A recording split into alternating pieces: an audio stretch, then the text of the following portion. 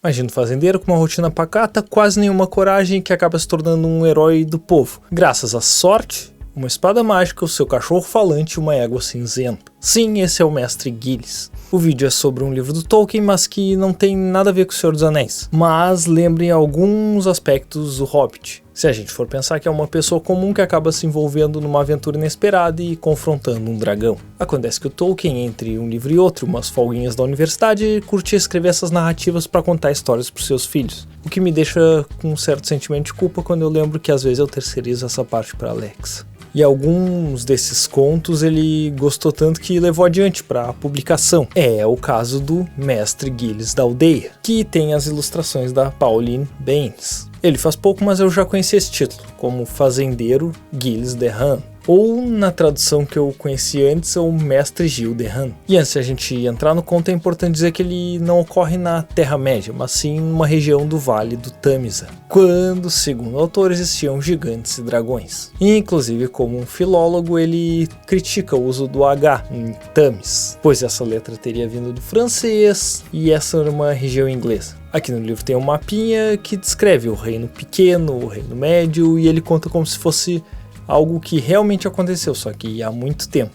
Ele começa com uma rápida descrição dos habitantes dessa aldeia, e por ser um livro curto ele acaba não aprofundando tanto os personagens, como ele faz em outros livros. Então são descrições um pouco mais caricatas e genéricas. O personagem principal tem um nome bem comprido, que é Aegidius Ahenobarbus Julius Agrícola da Aldeia, mas todos o conhecem como Mestre Gillis. Tem também um pároco que auxilia os habitantes, um ferreiro pessimista que fica feliz quando as previsões de catástrofe que ele fez dão certo, um moleiro que implica com o Gillis porque sim, também a Agatha, a esposa do Gillis, entre outros. Todos eles possuem características que generalizam algumas pessoas com certos traços. O Mestre Gillis é um senhor de meia idade que gosta de uma vida pacata e é acomodado e rabugento, em especial com seu cachorro falante, o Ganido. Apesar de ter um certo medo do seu dono, o Ganido curte dar uns passeios mais longos ao anoitecer, quando todos estão dormindo. E é numa dessas que ele avista um gigante se aproximando da aldeia e volta pedindo socorro para o seu dono. Esse gigante acabou se perdendo da sua casa e foi na direção da aldeia. Pelo caminho ele extrai bastante coisas pisoteando e se alimenta de ovelhas e outros animais que ele vai encontrando nas fazendas. Num primeiro momento, o Gillis e a Agatha ficam bravos, porque o cachorro os acordou no meio da madrugada. Mas por fim o Gillis resolve investigar com seu bacamarte. O bacamarte é uma arma de fogo com cano curto e largo, na qual o Gillis enche de objetos pontiagudos dentro, como arames, pregos, louças quebradas, etc. E vai averiguar o tal gigante. Com isso, os outros habitantes começam a olhar pelas janelas e saem para a rua para ver o Gillis com seu bacamarte indo enfrentar um gigante. Assim que a criatura deixa a cabeça à mostra numa colina, o fazendeiro dispara e o inimigo sente como se tivesse sido picado por alguns mosquitos e resolve que está na hora de virar para o outro lado e tentar procurar sua casa. Todos acabam vibrando com a expulsão da criatura e o Gillis passa a ser um herói local. E daí que a história de um fazendeiro que derrotou um gigante chega até o Reino Médio, governado pelo rei Augusto Bonifácio, que, pelos serviços prestados pelo Gillis, lhe dá uma espada que estava atirada lá no seu arsenal. O que o rei não suspeitava é que na verdade essa espada era a Caude Mordax, ou a Mordedora de Caudas, uma antiga arma de um renomado matador de dragões. Só que esse gigante acaba indo até as montanhas, habitadas por outros gigantes e dragões, e conta que indo na direção que ele foi, ele acabou encontrando uma região cheia de natureza e bichos para comer. Até então essas criaturas não ousavam ir até o Reino Médio ou Pequeno porque ouviram lendas de bravos cavaleiros que derrotavam dragões. Só que o gigante afirma que não encontrou ninguém lá, nem pessoa comum e muito menos cavaleiros, e que só fugiu porque foi picado por alguns mosquitos ferozes. Ao ouvir isso, um dragão rico, porém um pouco medroso, chamado Chrysophylax, resolve que vai até lá para se alimentar, uma vez que a comida para as criaturas todas estava ficando um pouco escassa na região das montanhas. É dito que antigamente existia naquela época do ano uma festa, e nela, um dos costumes era comer cauda de dragão. Mas como há tempos essas criaturas tinham sumido, assim como os cavaleiros corajosos que as enfrentavam, ela atualmente era feita com outros ingredientes, simulando a cauda de um dragão. Conforme o dragão vai avançando, as pessoas começam a se perguntar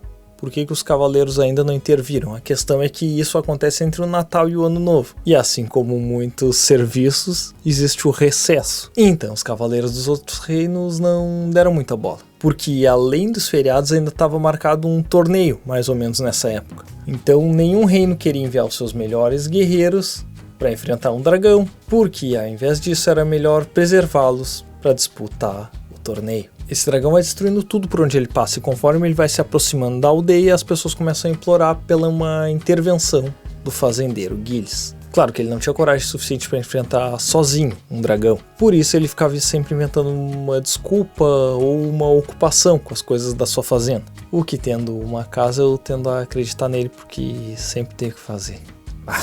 Nesse ponto o Chrysophylax já estava bem próximo, e quanto mais ele se aproximava, maior era o apelo para que o Gilles fizesse alguma coisa. E é aí que o pároco daquela aldeia vai conversar com ele. Ele pede para ver aquela espada que o rei lhe deu, vê umas inscrições e, entre outras leituras, ele acaba descobrindo que ela era a mordedora de caudas. Terror para os dragões. E certa noite, quando o Gilles já estava meio altinho por ter tomado umas a mais, e o povo clamando para que ele fosse enfrentar a criatura, ele se enche de coragem e começa a se aprontar para derrotar um dragão. Vai derrotar o dragão. Todos se unem. O ferreiro, mesmo tendo previsões pessimistas acerca disso, faz uma armadura toda remendada pro Gilles, que monta na sua égua cinzenta, chama o seu cachorro ganido e vai atrás do dragão. E ao encontrar o inimigo é que rolam as melhores partes, porque os diálogos entre eles são muito bons. O dragão, ele não é tão corajoso, mas ele é bem ardiloso, assim como o Gilles. Não é um guerreiro, mas não baixa a cabeça para nenhuma criatura que queira destruir a sua fazenda. Um fato legal é que a espada mágica do Gilles sempre salta para fora da bainha na presença de um dragão. Inclusive ela cai no chão, o dragão tenta enganá-lo dizendo que ele deixou algo cair, e quando ele vai se abaixar para pegar, o Chrysophylax tenta engoli-lo. Só que o Gilles consegue pegar a espada, que ataca o dragão. Com isso ele fica ferido na asa e não consegue voar para longe. Ele fica com medo e acaba sendo perseguido pelo fazendeiro em cima da sua égua. Assim eles correm até o centro da aldeia, onde o dragão começa a implorar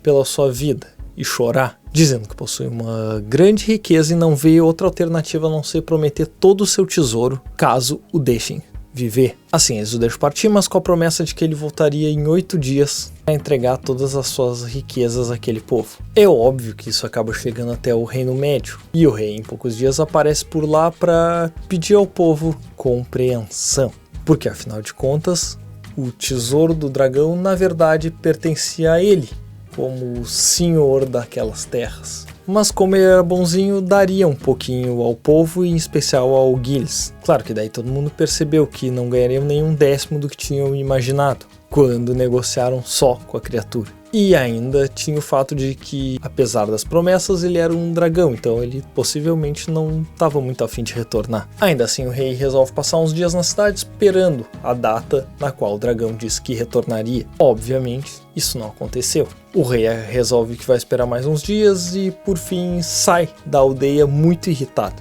Uma semana depois, chega ao pároco uma carta convocando o mestre Gilles a partir junto com os cavaleiros do rei em busca do Chrysophylax, para puni-lo por suas contravenções e falsas promessas. O fazendeiro se vê obrigado a ir, e assim que chega no Reino Médio, eles partem sem nem dar um tempo para que ele descanse. Alguns dias depois do início da viagem, eles chegam até o covil da criatura. Em pouco tempo, o dragão elimina vários dos adversários e muitos deles fogem, sobrando apenas o mestre Gilles e a sua égua. E assim que o dragão avista o fazendeiro, ele começa a tremer de medo, pois ele ainda portava a mordedora de caudas. O fazendeiro diz que, por conta desse atraso de quase um mês, ele queria todo o tesouro. O dragão era muito rico e ele ia trazendo aos poucos, mas o Gilles era esperto e percebia que tinha mais para ser trazido e ordenava que ele voltasse lá e buscasse o resto. Por fim, ele acaba obrigando o dragão a carregar todo o tesouro nas costas até a aldeia. No caminho ele encontra mais alguns homens e os cavalos e ele paga para que eles sejam seus servos e o ajudem